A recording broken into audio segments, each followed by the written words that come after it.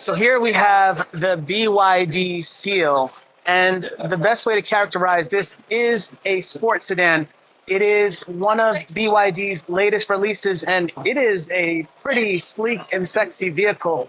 Now, I don't want to get into sort of immediate comparisons, but you can't help but draw comparisons to Tesla Model 3 in terms of proportions. But let's get into what the BYD Seal is. First of all, this is offered in either single motor rear wheel drive configuration or dual motor configuration. Now, the single motor configuration is 230 kilowatts. The dual motor configuration is 390 kilowatts. That adds a 160 kilowatt motor to the front of the BYD Seal. Now, what do you get in terms of range? The range on the BYD Seal is up to 570 kilometers, so roughly 360 miles of range under optimal conditions. Now, that is courtesy of an 82 kilowatt hour battery pack.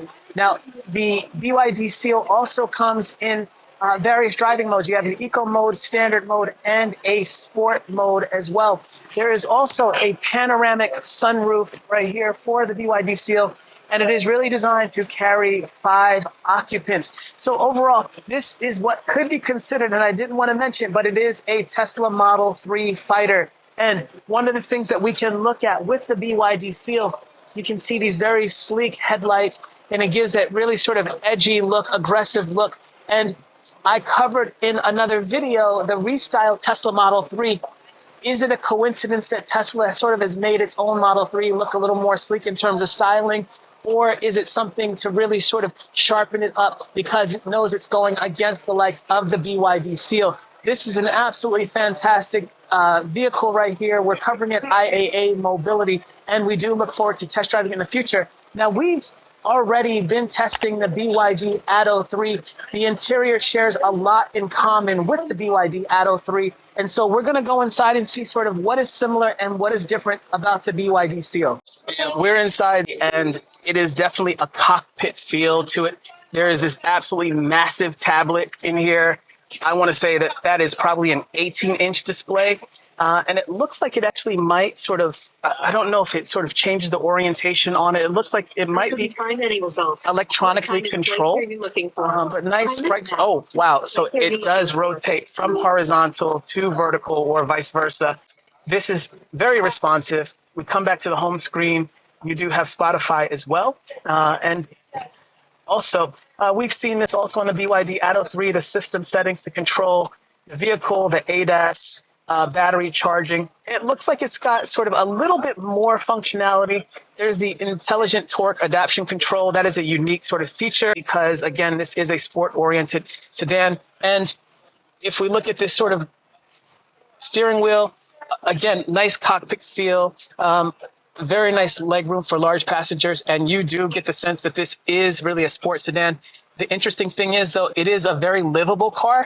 Even as an everyday vehicle, if you're not doing sport driving, very comfortable sort of seating position.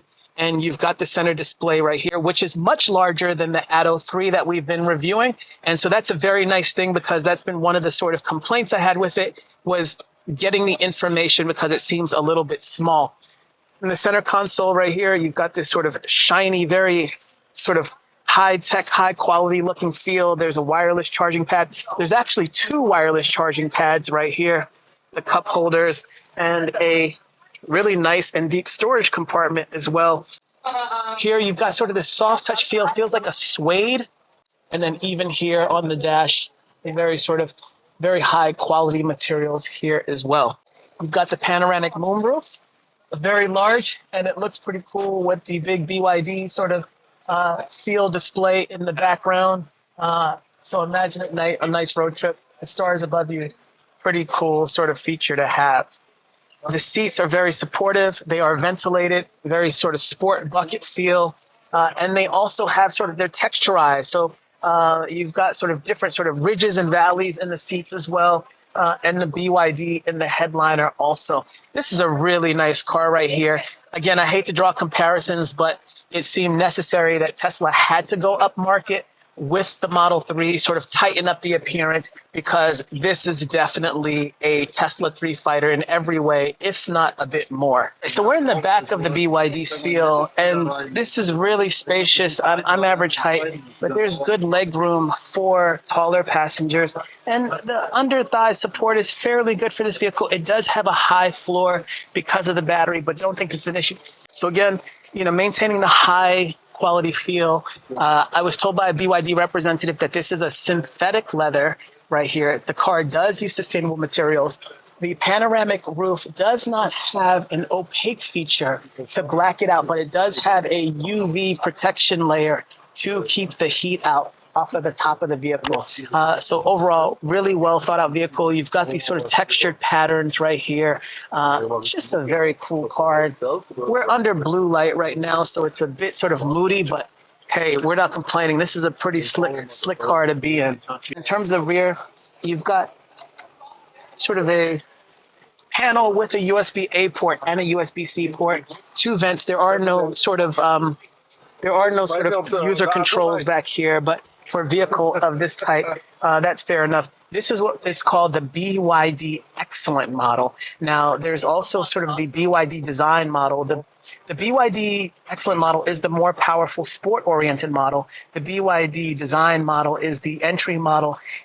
The BYD Design starts at 45,000 euro, and the BYD Excellent, this model, starts at 51,000 euro. So let's talk about aero on the BYD Seal. So one of the things that you can see on the Seal right here is that it does have that squared off sort of edge on the rear 3/4 to push wind off the car. That is really designed to help the efficiency of the car. Looking at the back of the BYD Seal, you've got this nice little light array right here. It gives a lot of character to the car. A single light bar all the way around the car. And then you've got this diffuser as well. It looks more like a styling treatment. I'm not sure how functional that diffuser is, but it's still a very cool effect to give the car sort of a nice sporty look. All right, and opening the trunk here, it opens up nice and slow. And so if we look inside right here, it's a fairly sort of box shape or rectangular box shaped trunk. It is fairly shallow, so you're not going to get a lot of large or tall cargo in it. But for some suitcases, probably get 2 medium-sized suitcases in there or 3 carry-on suitcases. So it is sort of a very nice, spacious trunk for a car of this type. There's a subwoofer in here, right, as well from Dynaudio. And here we've got a bit of a subfloor. It doesn't do much because it's more for EV charging cables, but for some shallow storage, not a bad thing to have. This concludes our first look at BYD Seal. And based on looks alone, it is clear that it is a Tesla Model 3 rival.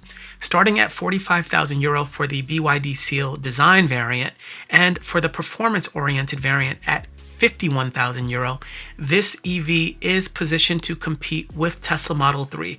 It has the tech and the interior features as well as the performance orientation that will make it a very compelling EV.